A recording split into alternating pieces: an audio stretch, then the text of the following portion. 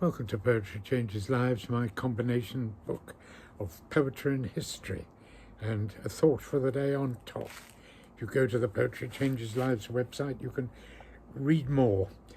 Well, on this day in 1491, a long time ago, the future King Henry VIII of England was born. Well, he, by all accounts, was a pretty monstrous man. He started off pretty well. He was a pretty popular, active young man, very much a ladies' man. He married his first wife, Catherine of Aragon, quite young. He was in his 20s. He never thought he'd be king because his elder brother was obviously due to take the throne, but he tragically died of some illness, and Henry found himself in charge. And his elder brother was in fact was betrothed to Catherine of Aragon. I think I'm right in saying she agreed to marry him instead. And so they were married, but Henry was obsessed with the succession, and he was unable to have a son with Catherine of Aragon. She gave him a daughter who later became Queen Mary, and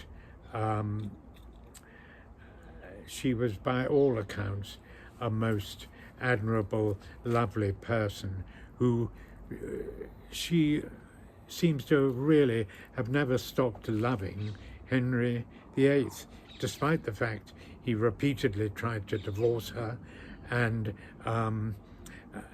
treated her really pretty badly all the time. But she loved him. Henry, for most of his reign, was obsessed with this obsession which came to be known at the court as the King's Great Matter, and this led him to take 6 wives in total, 2 of whom were beheaded for certainly supposed adultery. Whether they actually had committed adultery or not, we don't know. But this poem I'm going to read is from that era, 15th century, sort of, you could say, late Middle Ages, Tudor period, possibly a tiny bit later, but it's beautiful sentiment of love, written, I think, by a woman, but it may have been written by a man. But I suppose it could have been written by Catherine of Aragon. It shows a great sentiment of a really deep love of one person for another. I think it is one of those heart-stopping, beautiful, old poems that really, really speak in a voice of truth and beauty from hundreds of years ago. I absolutely love this. It has been set to music, but it's a wonderful poem too. Since first I saw your face. Since first I saw your face, I resolved to honour and renown you. If now I be disdained, I wish my heart had never known you.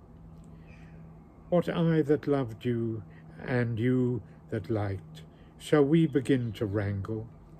No, no, no, my heart is fast, and cannot disentangle.